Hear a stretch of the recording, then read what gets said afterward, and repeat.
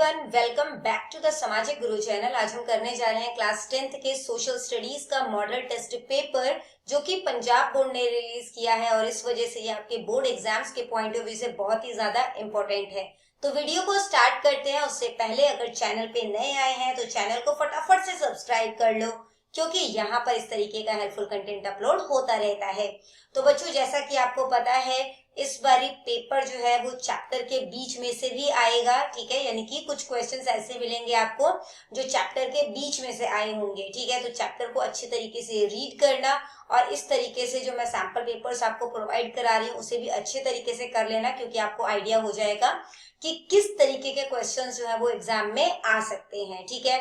और जो बच्चे ये सोचते हैं कि पेपर जो है वो आपको रियल पेपर मिल जाएगा, तो बच्चे आप 10th क्लास के बोर्ड एग्जाम्स दे रहे हो, ठीक है। तो बहकावे में ना आइए किसी के भी, कहीं से भी आपको रियल पेपर नहीं मिल सकता।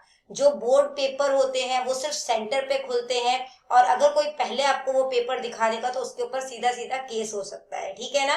तो पिछले पेपर को आप रिवाइज कर सकते हैं, ठीक है। बट अगर कोई कहता है कि ये रियल पेपर है तो आप मान के चलिए कि वो रियल पेपर नहीं हो सकता, ठीक है। तो चलिए बिना देरी किए वीडियो स्टार्ट करते हैं।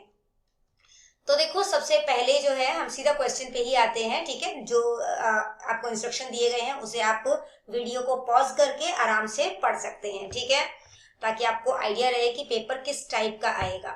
सबसे पहला क्वेश्चन है, what type of resources is tidal energy considered. तो जो टाइडल एनर्जी है वो किस तरीके का जो है वो, मतलब कि किस तरीके का रिसोर्स होता है वो आपने बताना है। ये रिन्यूएबल एनर्जी है, ठीक है, यानी कि नवीकरणीय जो है, मतलब कि कह सकते हैं नवीकरणीय जो है वो ऊर्जा है, ठीक है। तो ऊड़ा ऑप्शन हमारा करेक्ट है। अगला क्वेश्चन देखो, which mode of transport is the most popular in India. यानी कि भारत में कौन सा ट्रांसपोर्ट सबसे ज्यादा पॉपुलर है। तो आंसर है रोडवेज, ठीक है, यानी कि सड़क मार्ग, ठीक है, या रोडवेज, यहाँ पे भी रोडवेज ही लिखा है।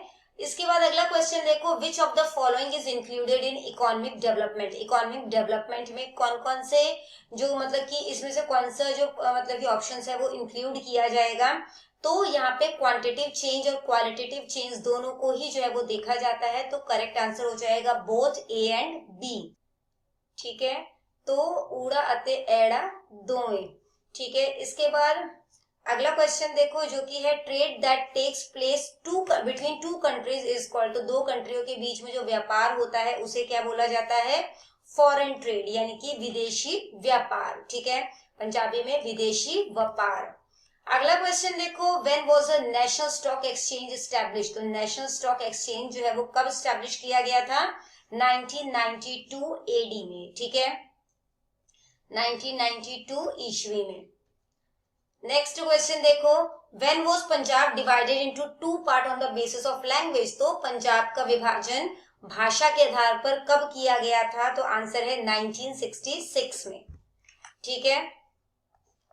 नेक्स्ट क्वेश्चन देखो, eight which place did Guru Gobind Singh ji meet बाबा बंदा सिंह बहादुर, ठीक है। तो आंसर क्या है, नंदेड़। अगला क्वेश्चन देखो, जो कि है what was the name of Maharaja Ranjit Singh ji's successor, ठीक है। महाराजा रंजीत सिंह के जो सक्सेसर है उनका क्या नाम था वो आपने बताना है। तो आंसर है खड़क सिंह, ठीक है, खड़क सिंह। अगला क्वेश्चन जो कि है, what name did Baba Gurdit Singh ji give to the Komagata Maru ship. तो कोमागाटा मारू शिप को जो है बाबा गुरदीप सिंह जी ने क्या नाम दिया था। तो इसे नाम दिया गया था गुरु नानक शिप, ठीक है, यानी गुरु नानक जहाज, ठीक है। अगला क्वेश्चन देखते हैं, जो कि है हमारे पास, in which state did communal violence against Christians occur. तो कौन से स्टेट में क्रिश्चियन के खिलाफ जो है, ठीक है, कम्युनल वायलेंस जो है वो होता है, वो आपने बताना है, ठीक है। तो इसका आंसर है उड़ीसा।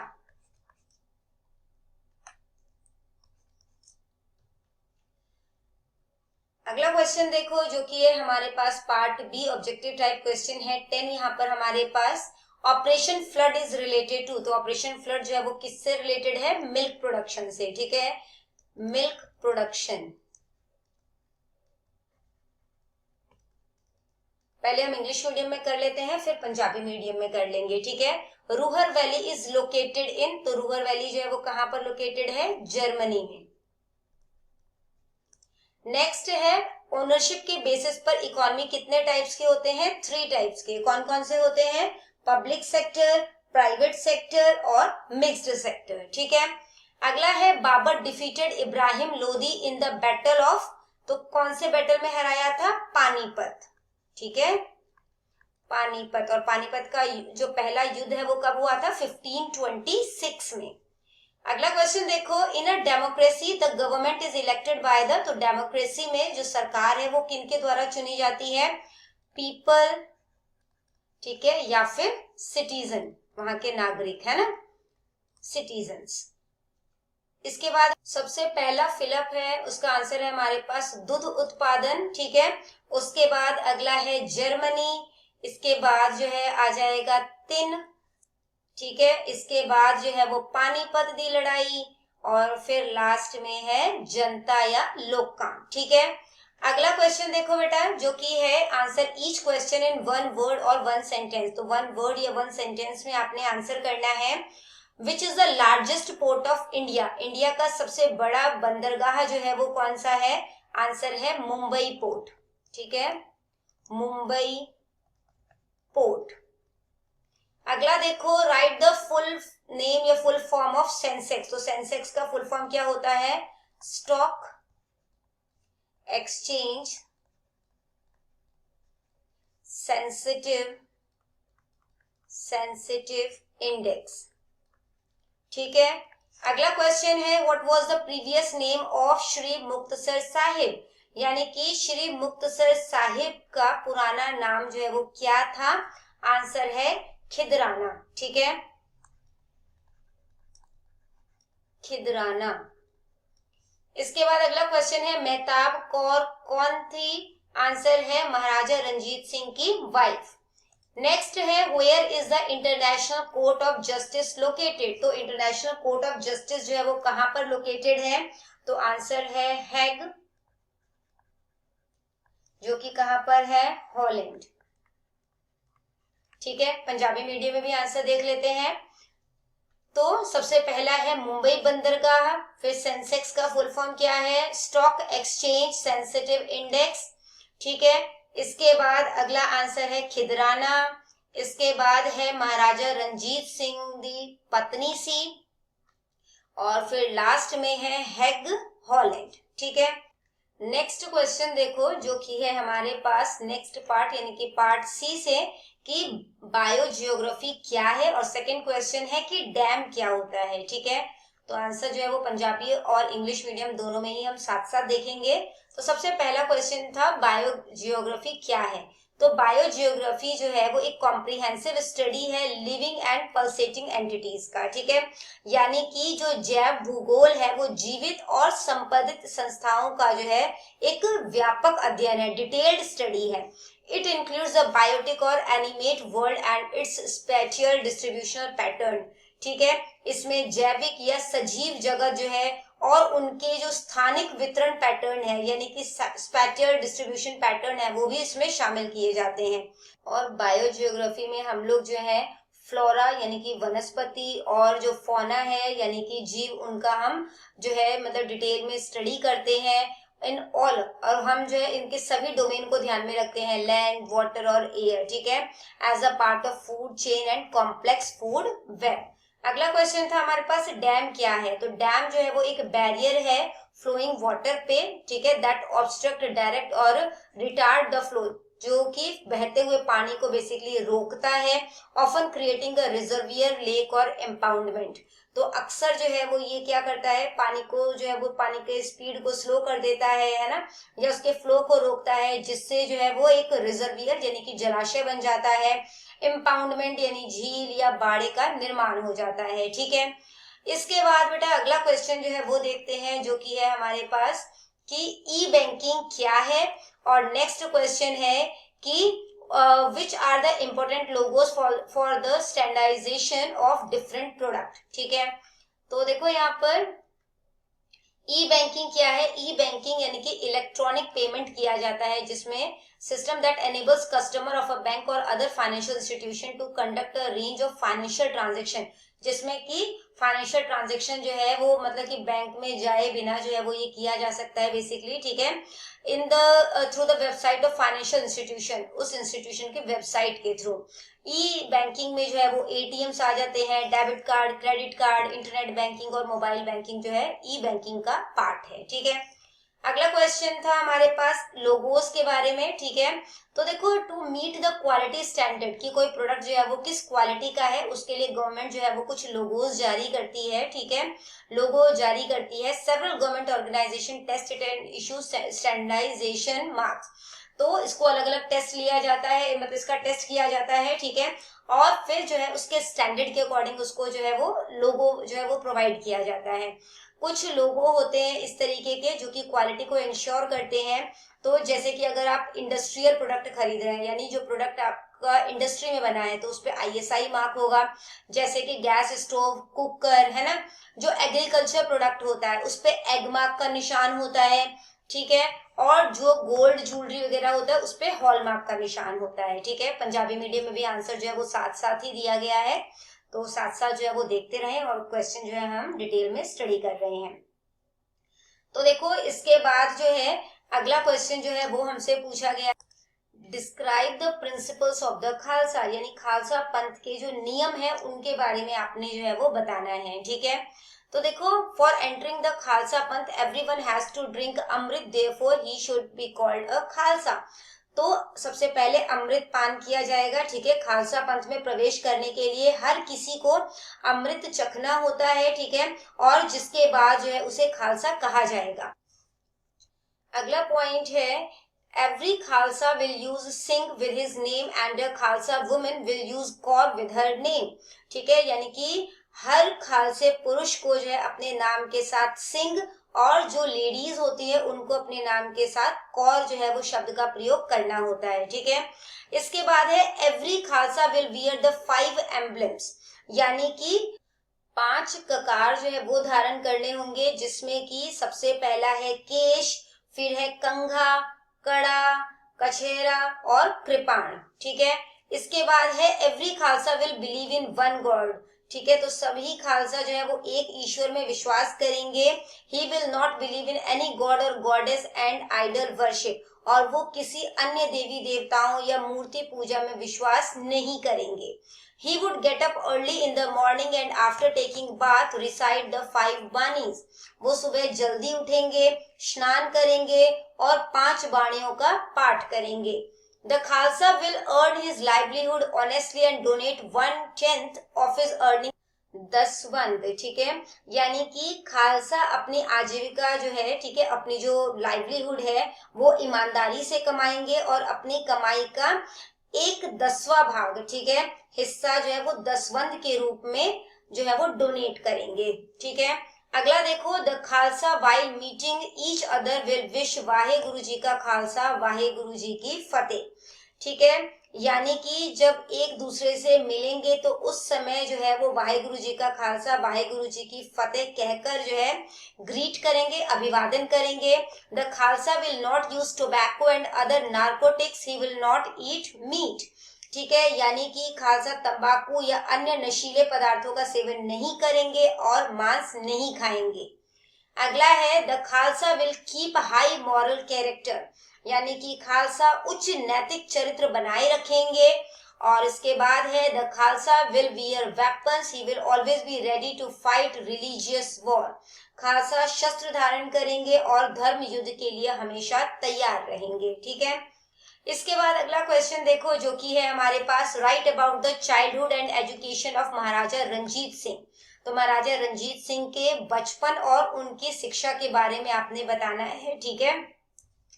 तो देखो, Ranjit Singh was the only son of his parent, यानी कि जो महाराजा रंजीत सिंह है वो अपने माता पिता की इकलौती संतान थे। इन his childhood he was brought up with love and affection, और उनका पालन पोषण बहुत ही लाड प्यार से हुआ था। When he was 5 years old, he was sent for receiving education to the Dharamshala of भाई भागो सिंह at गुर्जनवाला, ठीक है, यानी 5 वर्ष की आयु में उन्हें शिक्षा लेने के लिए गुजरावाला में भाई भागो सिंह की धर्मशाला भेजा गया, लेकिन उनकी पढ़ाई में कोई रुचि नहीं थी, है ना। ही therefore remained illiterate throughout his life. Thus, most of the time was spent in hunting, horse riding, and swordmanship. In his childhood, he had become expert in sword, horse riding, and art of archery. तो देखो क्या बोला गया है कि वो जीवन भर अनपढ़ रहे और अपना ज्यादातर समय जो है वो शिकार, घुड़सवारी और तलवारबाजी में बिताया। बचपन में ही वे तलवारबाजी, ठीक है, इसके अलावा घुड़सवारी और आर्चरी में माहिर हो गए थे, ठीक है। He had been the victim of smallpox in his childhood. बचपन में उन्हें चेचक जो है वो हो गया था, ठीक है। Thus, due to the terrible disease, he lost his left eye. और जिस कारण उन्होंने अपना बाईं आंख जो है वो खो दिया था, ठीक है।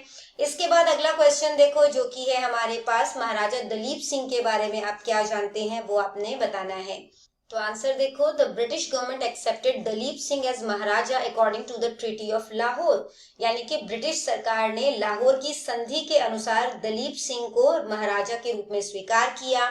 During the minor period of Maharaja Dalip Singh, the administration of the state would be run by a council of regency of 8 sardars.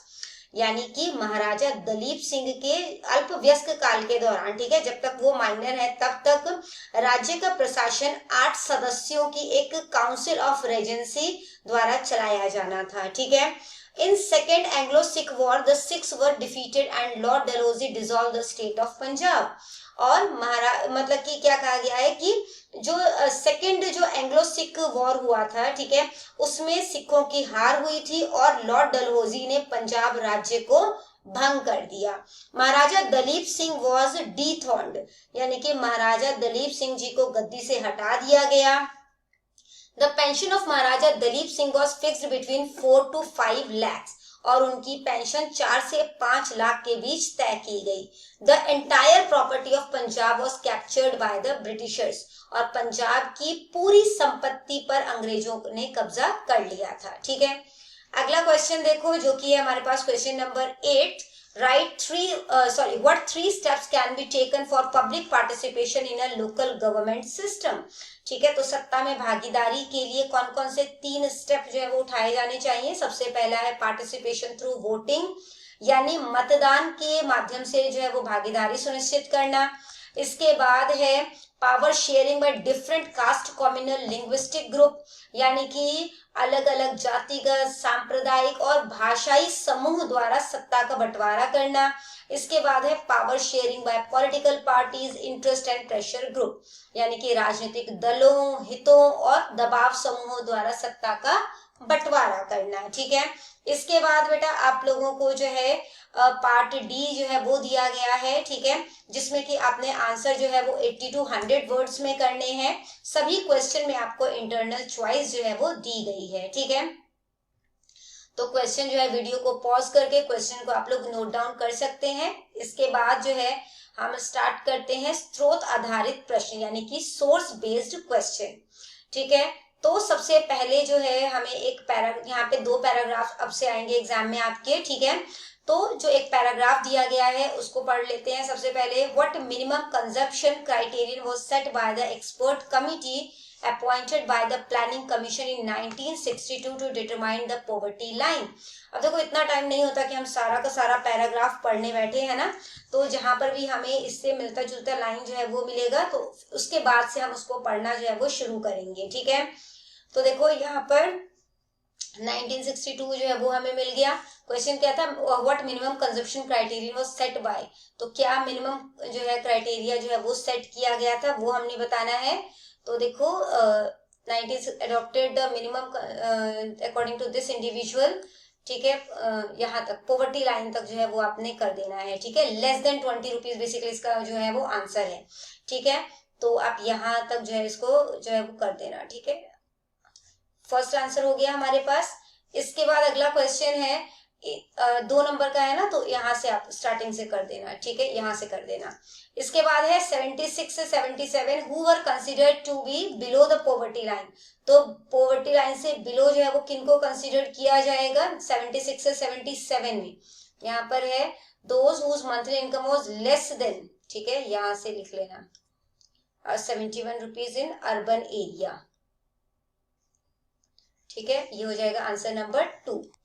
अगला क्वेश्चन है, in which year was the population below the poverty line highest in rural areas. ठीक है, यानी कि कौन से year में rural areas में ज्यादातर लोग जो है पॉवर्टी लाइन से नीचे थे। ठीक है, वो आपने बताना है। तो देखो इसका आंसर जो है वो कहां पर है, 1979 to 80 में would be considered below the poverty line। ठीक है, the number such 26 crore in rural areas and 5.7 crore in urban areas। 26 crore थे। ठीक है, तो आंसर जो है वो क्या हो जाएगा 1979 to 80। ठीक है, ये हमारे पास आंसर नंबर 3 हो गया। इसके बाद बेटा अगला पैराग्राफ देखते हैं। ठीक है, पंजाबी मीडियम में भी एक बार इसको सॉल्व कर लेते हैं। तो यहाँ पर देखो 20 रुपए तो कट। ठीक है, यानी कि 20 रुपए तो कट, ये ਤੁਹਾਡੇ ਕੋਲ पहला आंसर हो गया। दूजा आंसर सीगा ਤੁਹਾਡੇ ਕੋਲ कि 71 रुपए महीने तो कट सी। ठीक है, और फिर जो ये पूरा ही लिखना था ना आपने। ठीक है, यहां से लेकर यहां तक। इसके बाद अगला जो है वो देखो, ये पूरा ही जो है वो लिख लेना। ठीक है, इसके बाद जो आंसर नंबर 3 है वो हमारे पास है 26 करोड़। ठीक है, इसके बाद 26 करोड़ कब था 1979 to 80 में। तो 1979 to 80 जो है वो हमारे पास आंसर होगा। ठीक है, अगला पैराग्राफ देखते हैं जो कि है state the main principle of India's foreign policy. तो इंडिया की फॉरेन पॉलिसी का जो मेन प्रिंसिपल है यानी जो सिद्धांत है वो आपने बताना है। ठीक है, तो कौन सा पॉलिसी है, पॉलिसी ऑफ नॉन अलाइनमेंट। ठीक है, ये हो गया आंसर नंबर 1। पंजाबी मीडियम में भी साथ साथ ही कर लेते हैं। तो पॉलिसी ऑफ नॉन अलाइनमेंट यानी कि गुट नीति। ठीक है, ये हो गया आपके पास फर्स्ट आंसर। अगला क्वेश्चन देखो जो कि है which war started between Russia and America after the second world war. तो इन दोनों के बीच जो है कॉन्फ्लिक्ट बिटवीन पावर ब्लॉक्स हो रहा था। ठीक है, तो कौन सा वॉर इन्होंने पूछा है कि शुरू हो गया था, तो इसे हम लोग बोलते हैं कोल्ड वॉर। इसके बाद अगला क्वेश्चन देखो, right a short note on the non alignment movement. तो नॉन अलाइंड मूवमेंट पे जो है वो एक शॉर्ट नोट लिखना है। ठीक है, तो इसमें से जो आपको यहाँ से देखो non alignment means staying away है ना, तो यहाँ से यहाँ तक जो है वो पूरा ही लिख लेना क्योंकि 2 नंबर का ये क्वेश्चन है। तो ये आंसर नंबर 3 हो जाएगा। ठीक है, यहाँ से यहाँ तक। इसके बाद अगला क्वेश्चन देखो बेटा, पार्ट एफ है जो कि हमारे पास है मैप वर्क, यानी कि मैप में आपने इसे फिल करना है। जो 6 प्लेसेस में से कोई 4 प्लेसेस जो है वो आपने इंडिया के मैप में फिल करना है और 6 में से ही कोई 4 प्लेसेस जो है वो आपने पंजाब के मैप में फिल करना है। ठीक है, तो चलिए स्टार्ट करते हैं। पंजाबी मीडियम में भी मानचित्र दे क्वेश्चन जो है वो तुसी देख सकते हो। ठीक है, ते हुण शुरू कर दें आपां। सब तो पहला है the union territory with the highest forest cover. तो यूनियन टेरिटरी जहां पे सबसे हाईएस्ट फॉरेस्ट कवर है। तो देखो आपको कुछ चीज जो है वो याद रखना है। ठीक है, अगर हम स्टेट की बात करते हैं जहां पर सबसे ज्यादा जंगल है तो वो है मध्य प्रदेश। ठीक है, मतलब लार्जेस्ट फॉरेस्ट कवर की अगर हम बात करेंगे तो वो मध्य प्रदेश है, और सबसे कम फॉरेस्ट कवर की बात करेंगे तो वो क्या है, हरियाणा है। ठीक है, इसके बाद देखो अगर हम यूनियन टेरिटरी में बात करते हैं जहां पर सबसे ज्यादा फॉरेस्ट कवर है तो वो क्या है, लक्षद्वीप। इन्होंने हमसे वही पूछा है हाईएस्ट फॉरेस्ट कवर का यूनियन टेरिटरी, तो वो क्या है, लक्षद्वीप। ठीक है, आपने यहाँ पर नाम भी लिखना है। ठीक है, मैंने तो नंबर 1 डाल दिया, आप यहाँ पर लिखोगे भी कि लक्षद्वीप, क्योंकि यहाँ पे क्वेश्चन आपको जगह का नाम नहीं ना पूछा, आपसे पूछा है यूनियन टेरिटरी। ठीक है, और अगर हम यूनियन टेरिटरी की बात करें जहां पे सबसे लीस्ट फॉरेस्ट कवर है यानी सबसे कम फॉरेस्ट कवर है तो कौन सा होगा, चंडीगढ़। ठीक है, तो आपने 4 चीजें यहाँ पर सीखी। क्या क्या, अगर हम स्टेट की बात कर रहे हैं कि लार्जेस्ट फॉरेस्ट कवर जो है वो कहाँ पर है, तो वो हो जाएगा हमारे पास मध्य प्रदेश। अगर हम बात कर रहे हैं स्टेट की जहां पर लीस्ट फॉरेस्ट कवर यानी सबसे कम फॉरेस्ट कवर है तो वो क्या हो जाएगा, हरियाणा। ठीक है, और इसी तरीके से अगर हम यूनियन टेरिटरी में बात करें तो लार्जेस्ट फॉरेस्ट कवर जो है वो कहां पर है, लक्षद्वीप। ठीक है, और अगर हम सबसे लीस्ट यानी सबसे कम जो है जहां पर फॉरेस्ट कवर है इस तरीके के यूनियन टेरिटरी की बात करें तो वो कौन सा है, चंडीगढ़। ठीक है, अगला क्वेश्चन देखो, any one area of Sandy soil. Sandy soil क्या होता है, रेतीली मिट्टी। तो आपको पता है कि राजस्थान में रेत जो है वो ज्यादा होता है, और पूरे राजस्थान ऐसा नहीं है कि रेतीला है ना। तो राजस्थान जहाँ पे जो है वो मतलब कि थार डेजर्ट है, उस जगह को जो है हम कह सकते हैं कि सैंडी एरिया है। ठीक है, सैंडी सॉइल है बेसिकली। तो यहाँ पर जो है वो नंबर 2 कर दोगे। ठीक है, अब देखो इसको भी समझ लेते हैं। तो यहाँ पर जो है फॉरेस्ट एंड माउंटेन सॉइल पाया जाएगा।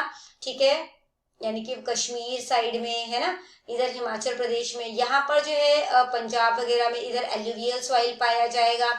ब्लैक सॉइल जो है वो गुजरात में यहाँ पर आपको फाइंड आउट हो जाएगा, महाराष्ट्र में भी मिलता है। ठीक है, इसी तरीके से जो मतलब कि रेड सॉइल है वो आपको महाराष्ट्र में मिल जाएगा। इसके बाद अगला क्वेश्चन, अगला पार्ट देखो, centre of the Ramsar convention. तो रामसर कन्वेंशन का जो है वो एक साइट बताना है। तो हम जो मध्य प्रदेश है, ठीक है, मध्य प्रदेश में भोज को जो है यहाँ पे बता सकते हैं। ठीक है, जो भोज है वो जो है हमारे पास हो जाएगा नंबर 3। ठीक है, इसके अलावा आप महाराष्ट्र में लोनार जो है वो भी मार्क कर सकते हो, जो कि नंबर 3 हो जाएगा हमारे पास, ये है लोनार। ठीक है, इसके बाद भाखड़ा डैम पूछा गया है हमसे, तो ये हिमाचल प्रदेश में है। ठीक है, इस तरीके से यहाँ पे मार्क कर लेना आप लोग नंबर 4। ठीक है, भाखड़ा डैम। इसके बाद है नैनीताल लेक। तो नैनीताल लेक जो है वो उत्तराखंड में है। ठीक है, तो नैनीताल जो है वो यहाँ पर मार्क कर लेना नंबर 5। इसके बाद है any one coal producing area. ठीक है, तो कोई एक कोल प्रोड्यूसिंग एरिया जो है वो आपने बताना है। तो आप इसके लिए झारखंड को जो है वो मार्क कर सकते हैं। ठीक है, तो यहाँ पर जो है इसको मार्क कर देते हैं, यहाँ पे हो जाएगा हमारे पास नंबर 6। ठीक है, इसके बाद बेटा हम लोग पंजाब के मैप को फिल कर लेते हैं। सबसे पहला है हमारे पास आनंदपुर साहिब। ठीक है, इसके है भंगानी। ठीक है, तो यहाँ पर जो है ये इस तरीके से जो सी जैसा कर्व बन रहा है उसके साथ है ये, तो ये हो जाएगा नंबर 2। फिर है सिरहंद। तो सिरहंद जो है वो मार्क किया गया है ऑलरेडी। ठीक है, इसके बाद है सधौरा। तो सधौरा जो है वो यहाँ पे देखो ये सिरहंद है, सिरहंद से थोड़ा सा नीचे जो है वो सधौरा है। ठीक है, तो यहाँ पर जो है वो नंबर 4 हो जाएगा। फिर है बद्दोवाल। ठीक है, तो बद्दोवाल जो है वो कहाँ पर है, तो ये सतलुज रिवर है, सतलुज रिवर से थोड़ा सा नीचे जो है वो अलीवल आ जाएगा, फिर बद्दोवाल। ठीक है, तो यहाँ पर ही कहीं जो है वो बद्दोवाल है, यहाँ पे नंबर 5 कर देते हैं। ठीक है, उसके बाद है रामनगर। तो रामनगर जो है वो रावी रिवर।